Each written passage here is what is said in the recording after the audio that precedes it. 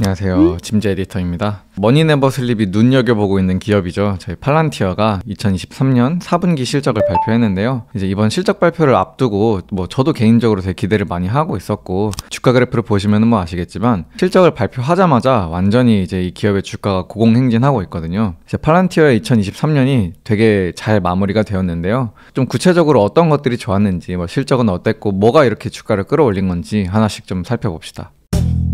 먼저 숫자부터 살펴봐야겠죠. 팔란티어는 우선 지난해 4분기에 전년 동기 대비 20% 증가한 6억 835만 달러의 매출을 기록했습니다. 꾸준히 우상향하는 매출 그래프를 그리고 있는 모습이죠. 이제 매출도 좋았는데 더 좋았던 거는 이제 수익성이었습니다. 팔란티어는 2022년 4분기에 순이익을 내면서 첫 흑자를 달성했었고요. 이제 이어서 2023년 1분기에는 영업이익도 흑자를 기록하면서 이제 꾸준히 사업성을 입증해 나갔는데요. 그리고 지금까지도 계속해서 이 수익성을 개선해 나가면서 흑자폭을 늘려가고 있습니다. 이번 분기에 팔란티어는 6,579만 4,000달러의 영업이익과 9,339만 1,000달러의 순이익을 기록했는데요. 영업이익의 경우 2022년 4분기에 1,782만 6,000달러의 손실을 냈던 것에서 턴어라운드 한 것이고요. 순이익은 전년 동기 대비 200% 넘게 증가한 수준입니다. 이런 팔란티어의 실적은 월스트리트 전망도 소폭 상회하는 수준이었어요. 주당 순이익은 LSEG가 집계한 시장 컨센서스에 부합했고요. 매출은 600만 달러가량 더 높았습니다. 이 정도면 준수한 실적이긴 하지만 그렇다고 이게 5일 사이에 주가가 45%씩이나 뛸 정도냐, 이렇게 물으면 조금 애매해 보이기도 하죠. 실적 발표가 있고 팔란티어 주가가 치솟은 이유는 좋은 실적도 있지만 숫자 뒤에 놓여 있었던 여러 가지 호재도 같이 있었기 때문인데요. 이 내용들도 같이 한번 알아보도록 합시다. 먼저 제일 긍정적이었던 소식은 팔란티어의 AI가 돈이 된다는 것을 증명한 데 있었습니다. 이 기업은 지난해 4월 AIP를 출시한 이후로 이 플랫폼에 대한 기대감을 숨기지 않아왔는데요. 알렉스 카프 CEO는 지난해 5월 실적 발표 자리에서 우리의 새로운 AI 플랫폼에 대한 관심과 수요는 전례 없을 정도라고 얘기하면서 AIP가 팔란티어의 성장을 견인할 차세대 핵심 매출처가 될 것이라 자신했죠. 여기에 더해 테크 분야에서는 모르는 이가 없는 웨드부시의 댄 아이브스 애널리스트가 팔란티어를 일컬어 AI 업계의 리오넬 메시다 라고 추켜 세우기까지 하면서 시장의 기대도 덩달아 치솟았어요. AIP는 아주 간단히 요약해서 어떤 기업이나 기관의 빅데이터를 활용해 그 기업 및 기관이 다양한 문제에 대해 최적의 해결 방안을 도출할 수 있도록 돕는 그런 AI라고 설명할 수 있는데요. 영화 아이언맨에 나오는 자비스 같은 느낌을 상상하시면 좋을 것 같습니다.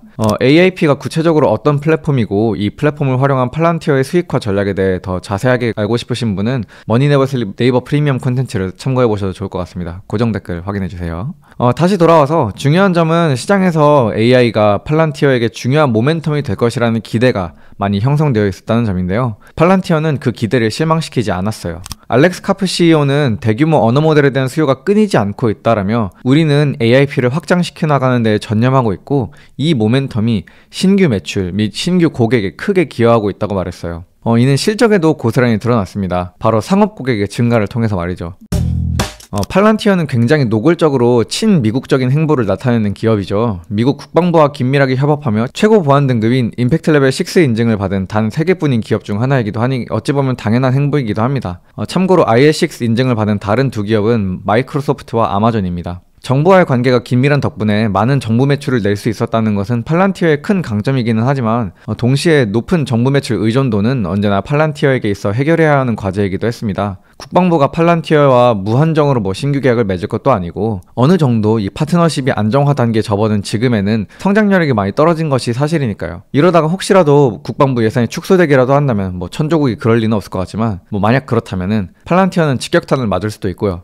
물론 미국 정부 외에 다른 국가 정부와도 계약을 맺고 있는 팔란티어이기는 하지만 그쪽은 애초에 캐파 자체가 미국과는 또 격이 다르기도 하죠. 실제로 이번 분기 실적에서도 팔란티어의 정부 매출 성장이 더뎌지고 있다는 사실이 재확인됐어요. 팔란티어는 지난해 4분기 3억 2,400만 달러의 정부 매출을 올렸는데요. 이 중 73%에 해당하는 2억 3,700만 달러가 미국 정부로부터 발생했습니다. 여기 띄워져 있는 그래프를 보시게 되면은 팔란티어의 전년 동기 대비 정부 매출 성장률은 11%, 미국 정부 매출 성장률은 고작 6%에 그쳤음을 아실 수 있는데요. 전체 매출 성장률인 20%와 비교해 상당히 부진한 것을 볼 수 있죠. 이런 점들 때문에 올해 1월까지만 해도 시장에서는 줄어드는 정부 매출 성장이 팔란티어의 모멘텀을 잡아먹는 것이 아니냐 하는 이런 우려까지도 나왔습니다.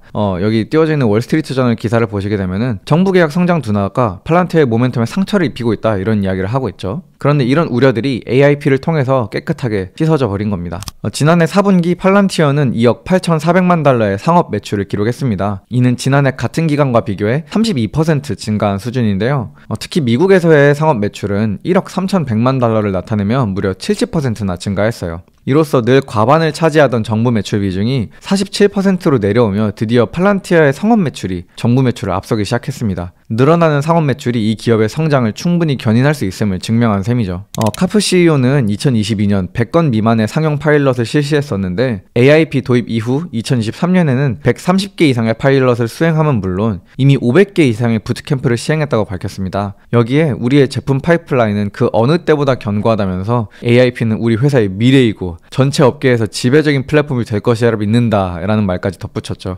AIP에 대한 엄청난 확신이 느껴지는 대목인데요. 그럴만도 한 게 AIP의 도입 이후 팔란티어의 사업 속도 자체가 엄청나게 빨라졌거든요. 팔란티어는 고객사들이 스스로 자신들의 기업 내부 데이터를 활용해 각종 문제에 대한 해결책을 즉각적으로 찾아갈 수 있게끔 하는 플랫폼을 구축해주는 기업이란 말이죠. 그런데 이런 플랫폼을 제대로 구축하려면은 팔란티어의 직원이 고객사에 파견을 나가서 짧으면 수주, 길게는 수개월까지도 상주하면서 이 시스템을 만들어줬어야 했는데요. AIP의 도입 이후 이 작업이 빠르면 수시간 내로도 이루어질 수 있을 정도로 속도가 붙었습니다. 아주 딱 맞는 비유는 아니지만 우리가 맞춤 신발을 제작한다고 치면 치수를 재고 이에 맞게 원단을 가공하고 각종 과정을 거친 다음에 최종 제품을 받아보기까지 상당한 시간이 걸리잖아요. 그런데 만약에 제 발 모양을 3D로 스캔한 다음에 3D 프린터에서 바로 신발을 인쇄해버리면 어떨까요? 주문 즉시 내 발에 딱 맞는 아주 편안한 맞춤 신발을 받아올 수 있겠죠.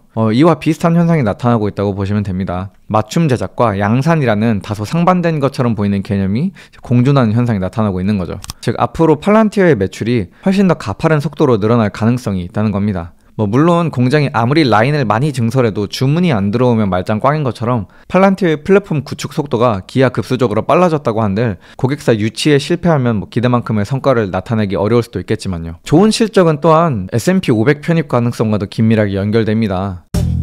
이는 지난 3분기 실적이 나올 때부터 많이 거론되었던 이야기죠. 저희 채널에서도 자세히 다뤘었고요. 지난해 3분기에 4개 분기 연속으로 순이익 흑자를 기록하면서 S&P 500의 편입 조건을 만족했던 팔란티어였는데요. 이번 분기에도 계속해서 그 조건을 만족시키는 데 성공하면서 지수 편입에 한 걸음 더 다가갔습니다. 어떤 기업이 시가총액, 주식의 유동성, 수익의 일관성, 기타 여러가지 S&P 500에 들어갈 조건을 만족하게 되면은 최종적으로 지수위원회가 해당 기업을 지수에 편입시킬지를 결정합니다. 심사는 분기별로 1년에 4번씩 이루어지는데요. 지난번에는 아쉽게 S&P 500에 들어서는데 실패한 팔란티어였지만 이번에는 또 다른 결과를 받아볼 수 있을지 지켜봐야겠습니다. S&P 500 지수에 편입되면 여러가지 이점이 있습니다. 이건 지난번에도 한번 말씀드렸지만 간단히 짚고 넘어가 보자면 일단 미국 500대 기업이라는 타이틀 자체가 주는 힘이 있죠. 기업에 대한 대외적인 인지도나 신뢰도가 올라가게 됩니다. 그리고 S&P 500을 추종하는 많은 펀드나 ETF들이 팔란티어를 자신들의 포트폴리오에 담게 되면서 주가의 안정성도 올라가요. 어느 정도의 주가 상승 효과도 기대할 수 있고요. 그러면 마지막으로 팔란티어가 제시한 2024년 전망까지 짚어보고 마무리해볼까요?